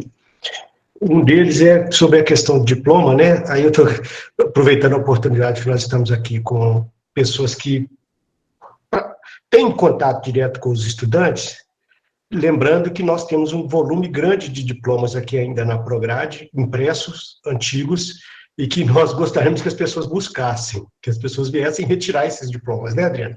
Isso é uma informação importante. Então, se depois nós podemos, inclusive, Adriano, mostrar principalmente para as pessoas que operam o sistema de controle acadêmico, para ver quem já retirou, quem deixou de retirar. Por exemplo, a Karina, o Gislene, que está aqui conosco, o Aguinaldo, eles teriam como verificar, inclusive, no sistema, se a pessoa já retirou um diploma, que de repente essas pessoas vêm na universidade e não retiram. Tem um monte de diploma, então a minha sugestão é essa. E aí, sobre isso ainda, Adriano, eu queria lembrar que valeria a pena até você informar, na hora que você retomar a palavra aqui, como que está o atendimento nosso para estudantes, alunos e ex-alunos aqui, os agendamentos, o nosso QR Code, como que as pessoas fazem, que parece ter facilitado bastante esse aspecto, principalmente retirada do diploma, que antes as pessoas vinham numa atividade, num feriado, e chegavam aqui 6 horas da tarde para pegar esse diploma, e hoje não, as pessoas podem pré-agendar com antecedência. Queria que você falasse sobre isso. E, por fim, para encerrar minha fala aqui, eu queria aproveitar a oportunidade desse encontro para retomar aquela etapa, quando o Adriano mencionou as comissões e aquelas validações de matrículas. Eu queria aproveitar esse espaço para agradecer a cada um e cada uma das pessoas que hoje já atuam, colaboram com a Prograde nessa tarefa. Nós estamos fazendo um trabalho aqui dentro da Prograde há algum tempo de convencer a universidade de que a matrícula do estudante não é uma tarefa exclusiva da Prograde. A matrícula do estudante é uma matrícula para a universidade. E, com isso, nós temos contado com o apoio de muitas pessoas para compor aquelas múltiplas comissões. O Adriano conseguiu revelar na apresentação dele que muitas as operações foram automatizadas. Muita coisa foi automatizada. Mas nós precisamos dar agilidade a esses processos. Às vezes, por exemplo, no último sábado, estávamos trabalhando um número grande de pessoas para dar conta de entregar uma chamada de matrículas durante essa semana, em dias úteis. Então, o que eu queria dizer é que para participar desse processo, a pessoa pode se voluntariar. A Prograde consulta isso anualmente, quem tem interesse de colaborar, e principalmente para a nossa categoria de técnicos administrativos, e aí eu pediria a compreensão de quem chefia essas pessoas, de que geralmente elas trabalham fora do horário regular de atividades. Então, nós trabalhamos no sábado fazendo matrícula, conferindo matrícula, participando das bancas de identificação, das bancas de PCD ou das bancas de renda. E com isso, como nós registramos o nosso ponto, nós temos direito a 50% de acréscimo na nossa jornada. Então, quando por acaso aparecer aquele bom fim de semana, em breve, quando vai jogar o América e Flamengo lá no Rio de Janeiro, eu quero lá prestigiar meu América, eu vou usar aquela sexta-feira que eu trabalhei no sábado para ir embora. Eu quero que a minha chefia seja complacente com isso, porque eu trabalhei no sábado para matrícula. Então, eu estou aqui fazendo um apelo para quem chefia essas pessoas e para que essas pessoas possam trabalhar e tenham o respaldo das suas respectivas chefias quando eles estiverem colaborando com essa tarefa aqui da universidade. E aos professores e às professoras, nós não temos ainda um bônus direto como esse, mas também estão convidados e convidadas a colaborar conosco na matrícula. Já há vários professores e professoras que trabalham conosco em alguma dessas comissões. Então, fica aí o convite para todo mundo. Obrigada, Dilson. Só antes de passar para o Edésio, que é o próximo a falar, Adriana, tem uma pergunta aqui no chat, como conseguimos, né, localizar os alunos que não retiraram o diploma até hoje para poder avisá-los? Tem alguma lista em algum lugar que os cursos possam localizar? Olha, minha pergunta passa por aí, posso completar? Sim, claro. De repente, um aluno, um egresso, se formou e mudou até de país. Ele pode, através de uma procuração, fazer com que uma terceira pessoa busque esse diploma e encaminhe para ele, para aliviar essa sobrecarga da Prograde, porque é interessante para todo mundo que ele tenha realmente esse diploma. Quer dizer, ele pode, através de uma procuração, dar destino ao diploma dele, para ajudar nisso aí. Os departamentos têm essa lista, Adriano? Tá, vamos lá. Infelizmente, vou começar pela parte ruim. Nós não temos uma lista no sistema acadêmico de quem pegou o diploma ou quem não pegou. Infelizmente. A gente trabalha mesmo por demanda. Mas, para as outras situações, a gente tem soluções. Vamos lá. Primeiro, sobre a retirada do diploma, aqui na Pró-Reitoria de Graduação. A gente está com duas possibilidades hoje. O agendamento para vir aqui à Pró-Reitoria de Graduação e fazer a retirada. A gente pede para o estudante mesmo fazer a solicitação de agendamento. Ele pode, sim, nomear um procurador para fazer essa retirada por ele, professor Edésio. Isso aí já era previsto, já é desde sempre. Qualquer estudante pode pedir, salvo as situações de servidores públicos. É bom deixar claro que servidor público não pode ser procurador. Tem a possibilidade do envio pelo correio. A gente está trabalhando dessa forma desde no início de 2021, que a pandemia nos forçou a fazer esse tipo de tratativa administrativa, que a gente tinha um certo receio de fazer, mas tem dado muito certo, a gente não teve problemas de extravio, os estudantes fazem a solicitação por um formulário que a gente publica lá no nosso site e a gente envia para o endereço dele. Claro que, para não onerar a instituição, é cobrada uma taxa de envio com base no que a DOF define lá para envio de correspondência pela instituição. É um valor que é relativamente barato, se for pensar a pessoa sair de outro estado para vir buscar o diploma, que vai sair muito, muito mais caro. Então, tem essa possibilidade também.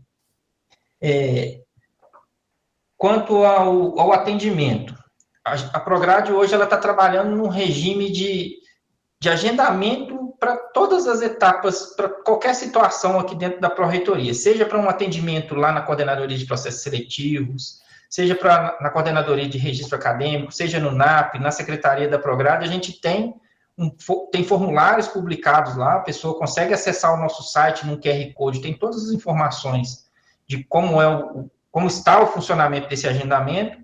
Agendado a vinda aqui à Prograde, geralmente tem sido rápida, tem alguns setores, inclusive, que a pessoa chega na porta aqui, agenda pelo celular e sobe a escada. Então, a gente atende nesse regime.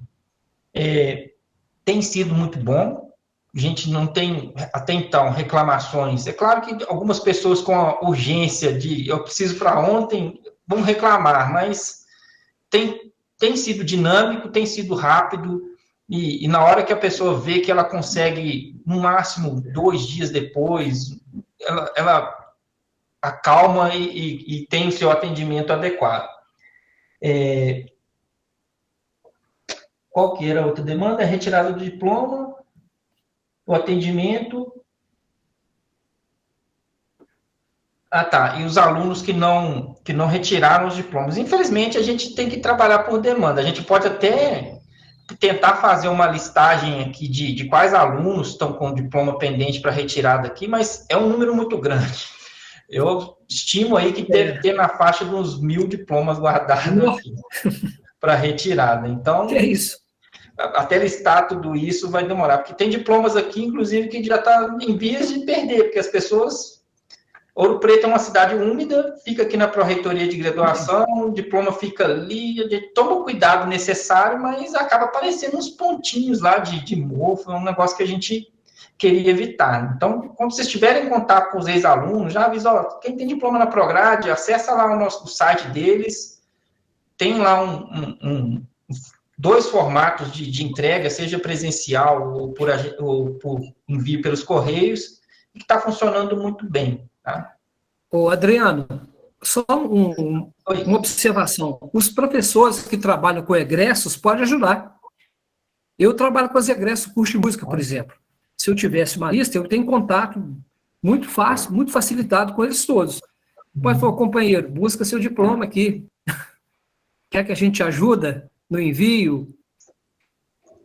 E é uma tratativa fácil e rápida. Talvez fosse o caso de pegar a lista dos diplomados do curso, né? E fazer um e-mail geral, e falando para quem já retirou, ignorar o e-mail, enfim, alguma coisa nesse sentido. Seria uma possibilidade também, Karine. Seria uma possibilidade. Em breve a gente não terá tanto esse problema, né? Porque a partir do momento da geração do diploma, o estudante já vai ter ele em mãos em qualquer lugar do mundo. Mas tem esse passivo aqui que a gente tem que fazer a entrega.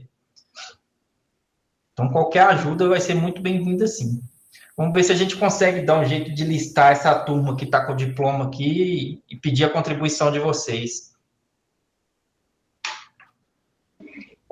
Eu só queria complementar a fala do Adriano quando ele fala dos agendamentos da Prograde, né? Acho que a gente está caminhando para o encerramento, só para deixar como um lembrete, que desde o retorno, né, presencial, a Prograde está fazendo em todos os seus setores atendimento agendado. Então, todos aqueles que precisarem conversar especificamente aí com o NAP, podem encaminhar o e-mail que a gente faz o agendamento, tá? Aí a gente faz presencial ou pelo Meet, a maioria está preferindo fazer pelo Meet mesmo, mas só para a gente manter, né, esse padrão de atendimento que a gente está tendo aqui na Prograde com agendamento. Então, infelizmente, às vezes um professor chega, quer o atendimento de imediato, mas às vezes a gente não consegue, em função das demandas internas aqui que a gente tem com prazos também, né? Então, é isso. Bom, alguém tem mais alguma dúvida ou quer trazer alguma contribuição? Bom, pessoal, então agradecer vocês pela presença aqui nessa manhã de hoje. Foi planejado dividir essa discussão relacionada ao registro e controle acadêmico em 2 momentos. Hoje, né, o Adriano e a Dilson também trouxeram algumas contribuições, fazendo mais uma apresentação, e a ideia é que no próximo módulo seja mais direcionado para a operacionalização dos dados que podem auxiliar nesse trabalho de gestão, de acompanhamento do curso, dos alunos. Então, contamos com vocês no próximo encontro e agradecer. Bom dia.